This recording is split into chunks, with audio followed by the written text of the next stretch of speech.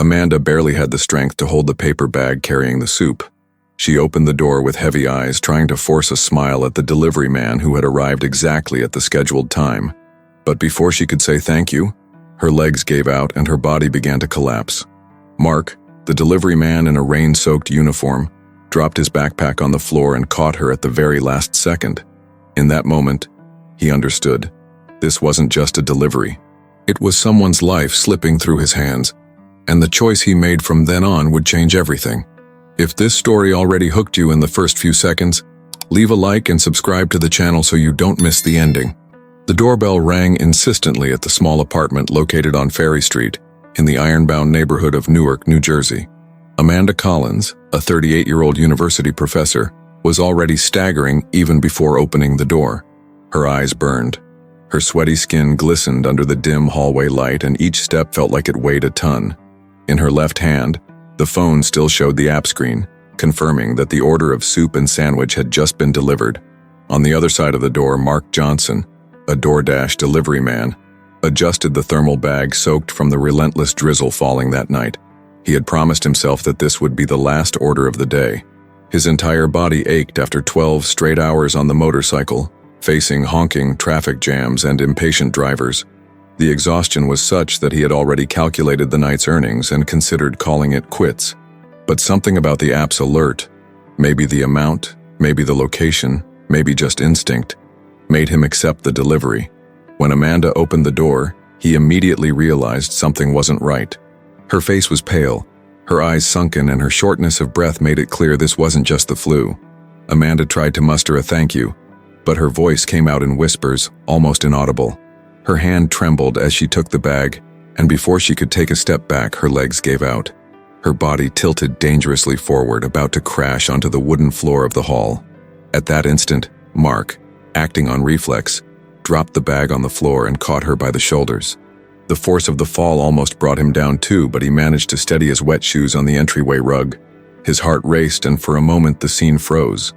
A completely unconscious customer in his arms, the smell of soup escaping from the fallen bag, and the rain hammering against the windows in the background. Mark wasn't a doctor, nor someone used to situations like this. He was just a delivery man, with overdue bills and rent that ate up half his income. But there, at that doorway, he realized he had a decision to make. He could simply lay Amanda on the ground, call 911 and move on to the next delivery. Or he could take a risk that might change not only his night, but perhaps his life. The clock read 9:07 p.m. The app buzzed nonstop, signaling new available orders, reminding him that every lost minute was also lost money. But Mark ignored it. He sat on the floor with Amanda propped against his chest and pulled his phone from his pocket. The emergency call fell into automatic hold, followed by a recording.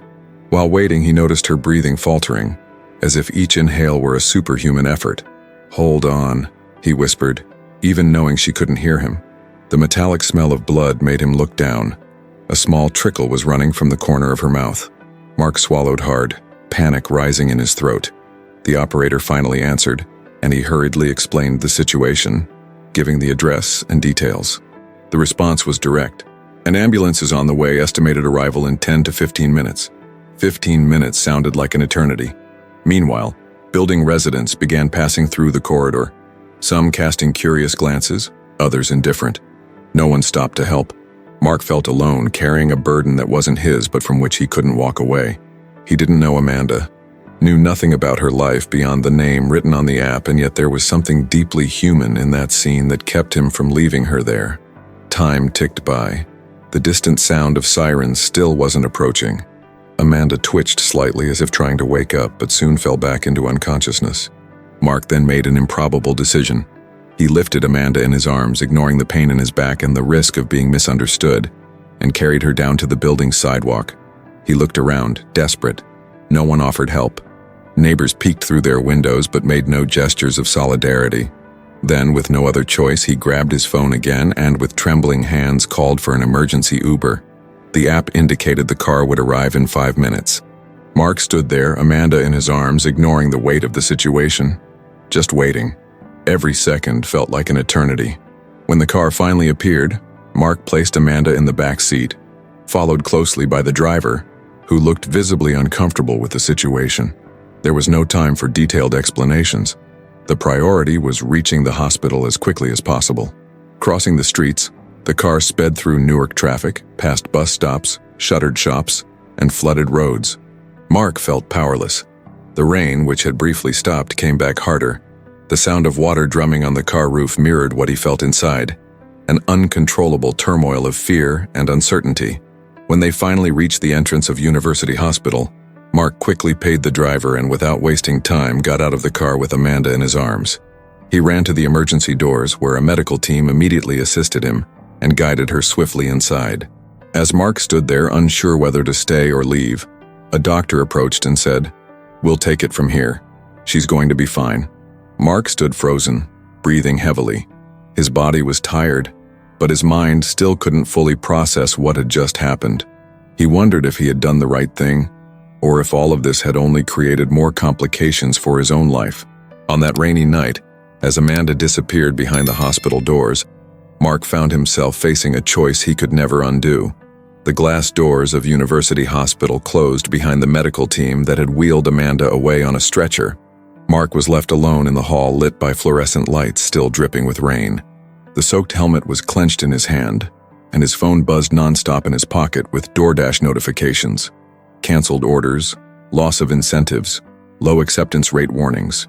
He took deep breaths, trying to steady his mind. As he watched the receptionist typing mechanically behind the desk, he heard a sharp voice. "Are you the delivery guy?" asked a woman firmly, approaching quickly. It was Rachel Miller, Amanda's younger sister. She arrived out of breath, her brown coat unbuttoned, her hair stuck to her face from the damp night. Her eyes showed both fear and suspicion. "Yes, I was delivering her food when she fainted. I brought her here," Mark explained, still unsure how to place himself.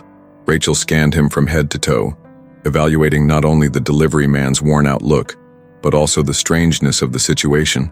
A stranger, in uniform, present at such a delicate moment.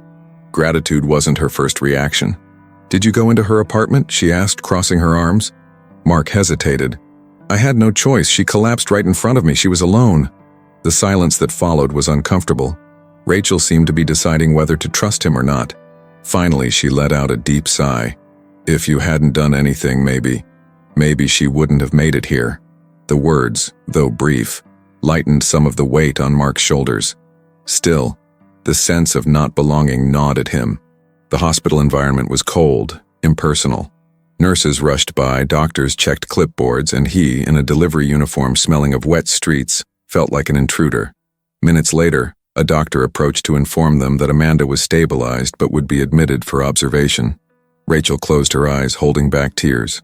Mark stepped back, as if wanting to disappear. That's when his phone buzzed again. A red notification warned his account could be suspended for excessive cancellations. His heart tightened. Working for DoorDash wasn't just a temporary job. It was the foundation of his income, paying rent, credit card debt, and child support for his 7-year-old daughter who lived with his ex-wife in Elizabeth, just a few miles away. Mark stared at the screen for a few seconds, torn between anger and helplessness. He was there because he chose to help a stranger, and the price of that decision could be losing his only source of income. Rachel noticed his expression and asked, "Are you okay?" He almost laughed at the irony. "Not exactly, but it doesn't matter." An awkward silence hung between them until Rachel finally said, "You could have left, but you stayed. I won't forget that." Despite her gratitude, Mark still felt life's balance tilting against him. As he waited for updates, he wondered how he'd explain the night's cancellations to the app supervisors. He knew there was no room for compassion in automated reports or performance metrics. When Rachel stepped outside to call their mother, Mark remained seated alone on the plastic chair in the corridor. The clock was nearing 10 p.m.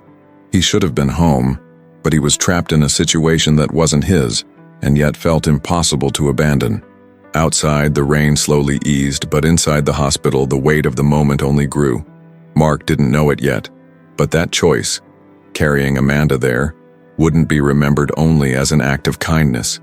It would become the starting point of a greater conflict, where his decisions would be questioned, his reputation put to the test, and his life inevitably turned upside down.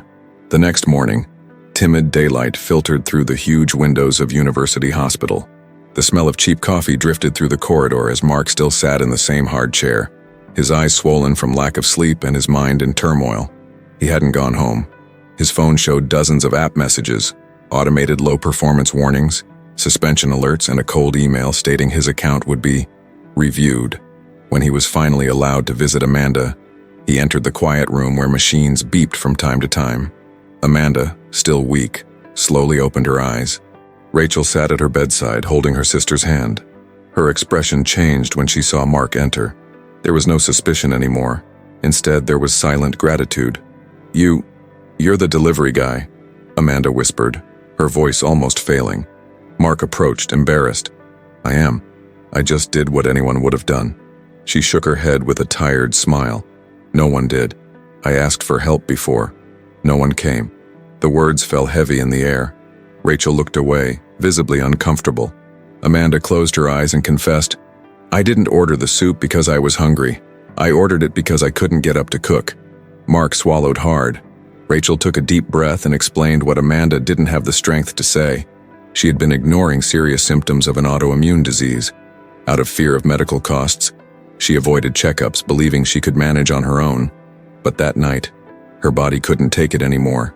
As he listened, a knot tightened in Mark's throat. It was impossible not to think of himself.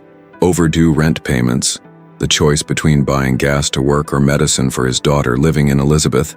He knew what it was like to juggle survival in a system that seemed to always push the vulnerable to the bottom. Amanda opened her eyes again, fixing them on Mark. "You didn't just save me from fainting. You saved me from disappearing alone." The words hit Mark like a shock. For the first time in a long while, he felt his presence mattered beyond app delivery statistics. Rachel, emotional, offered clearer thanks, but the weight of reality soon returned. Amanda would need ongoing treatment, expensive consultations, and medications beyond the reach of her limited insurance. Mark also knew he could lose his job at any moment. It was as if both were trapped in the same unfair game, only on different sides of the board. He, worn down by invisible delivery work, trading hours of his life for a few dollars. She, consumed by illness and the lack of support from a healthcare system that only fully works for those who can pay. That morning, something was built between them. It wasn't friendship, nor full trust, but an invisible bond made of shared pain and the realization that the world, as it stood, crushed those without a voice. Mark left the room with a strange feeling. He had done the right thing, but the personal cost was only beginning to reveal itself. 2 days later, Mark left the hospital with his mind boiling. He had spent hours following Amanda's recovery, even without obligation. He knew his account on the app was hanging by a thread, but he couldn't just turn his back. That morning, his phone buzzed with a different notification, a local article published in the Newark Star-Ledger. The headline was striking: "Delivery driver carries fainted customer to hospital in act of courage." At first, Mark felt relief. Finally, someone acknowledged what he had done. But scrolling further made the discomfort sink in. The comments were a battlefield. "Everyday hero," one read. "This is nothing but cheap publicity. I bet he wants easy money," accused another. "Where was the ambulance? Why did this guy decide to interfere?" questioned yet another. The story was out of his hands. What had been a simple human gesture became a public spectacle, splintered into distorted versions. Hours later, things escalated. A video recorded by neighbors the night of the collapse went viral on TikTok. It showed Mark carrying Amanda to the sidewalk, but the angle barely captured the gravity of the moment. What spread instead was the narrative that a delivery driver had invaded a customer's space. Memes circulated, hashtags appeared. Mark's tired face in uniform became the target of jokes and suspicion. Rachel tried to intervene, posting on social media that he had saved her sister's life. But the flood of contradictory opinions seemed louder than any explanation. In the middle of it all, DoorDash sent a formal email. "We are reviewing recent reports related to your conduct. Your account may be suspended until the review is complete." Mark's stomach turned. It was as if the act that should have been recognized as humane was about to cost him his only livelihood. That night, sitting in the cramped kitchen of his apartment in Harrison, he stared at the cracked phone screen.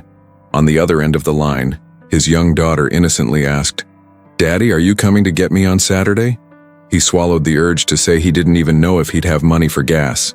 He simply replied, "Of course I will." Meanwhile, Amanda watched the coverage on TV from her hospital room. Seeing herself reduced to the fainted customer of the video filled her with shame. But what bothered her most was watching Mark being attacked by people who knew nothing. That simple man who could have walked away without looking back was being chewed up by a cruel machine.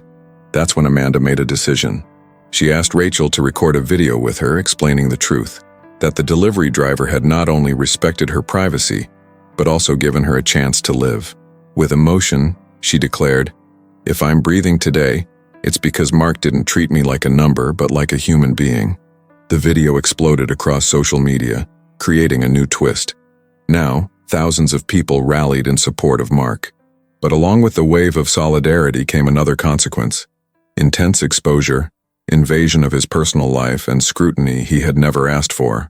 Mark, who until then only wanted to deliver orders and pay bills, was about to discover that being seen could be as devastating as being ignored.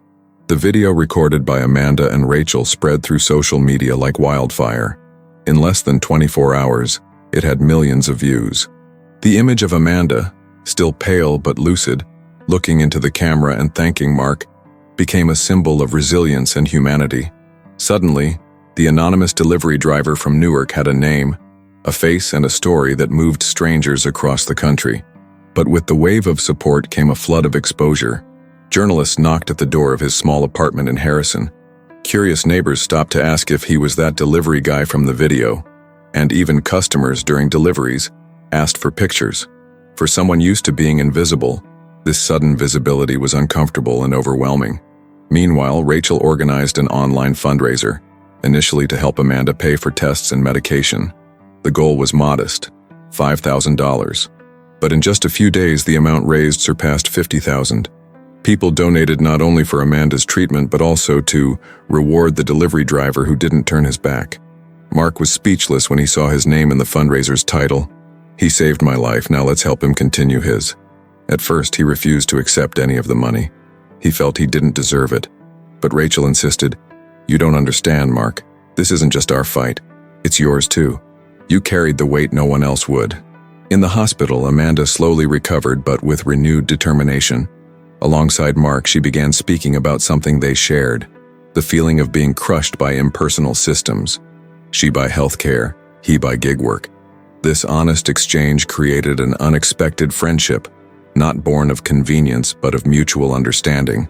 DoorDash, pressured by the publicity, reached out. First, they offered to restore Mark's account.